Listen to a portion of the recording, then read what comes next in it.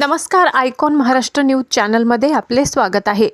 भाजपचे निष्ठावंत कार्यकर्ते ॲडव्होकेट अरविंद डोंगरे यांनी प्रभाग क्रमांक 20 जय विश्वभारती कॉलनी येथून आज भाजपच्या वतीने उमेदवारी अर्ज भरलाय। गेली 30 वर्ष पक्षासाठी विविध पदांवर काम केल्याचे त्यांनी सांगितले।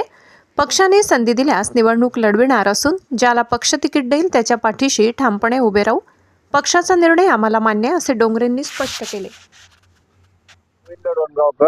भारतीय जनता पार्टीचा शहर जिल्हा उपाध्यक्ष म्हणून सध्या कार्यरत आहे। यापूर्वी महाराष्ट्र प्रदेशावर भाजपचा सचिव होतो, त्याच्या अगोदर उपाध्यक्ष होतो, मंडलावर 2 वेळेस सरचिटणीस होतो, वार्डात 2 वेळेस अध्यक्ष होतो। 30 वर्षापासून भारतीय जनता पार्टीचा सक्रिय कार्यकर्ता आहे। जय विश्व भारती कॉलनी या भागामध्ये राहतो। प्रभाग क्रमांक 20 मध्ये मी इच्छुक उमेदवार म्हणून माझी उमेदवारी अर्ज भरलेला आहे पक्षाकडे आणि यापूर्वीही मी 2 ते 3 वेळेस पक्षाकडे उमेदवारी मागितलेली आहे।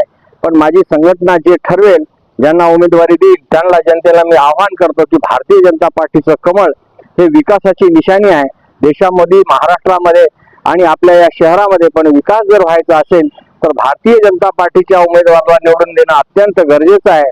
राज्यात भाजपाचं सरकार आहे, केंद्रात भाजपाचं सरकार आहे आणि या सरकाराचा ताळमेळ घालून जनतेच्या उत्थानासाठी आणि भल्यासाठी काम करण्याची संधी भाजपाचे जेही उमेदवार असतील त्यांना जनतेने द्यावे असं मला वाटते। माझं वैयक्तिक जर सांगायचं म्हणलं तर मी फुटपाथवरची शाळा चालवतो।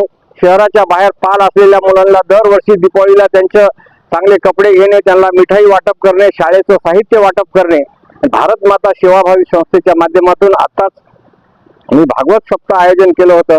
साधारणतः 5000 लोक त्या सप्ताहाला उपस्थित होते।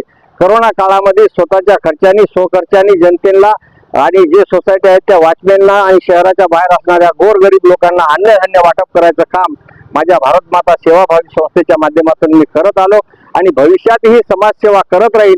संघटना तिकीट देवो न देवो काही देवो, भारतीय जनता पार्टी आणि हिंदुत्वाचा विचार हे माझं ध्येय आहे आणि याच ब्रीद वाक्यावर मी माझं पुढचं आयुष्य काढणार आहे। धन्यवाद।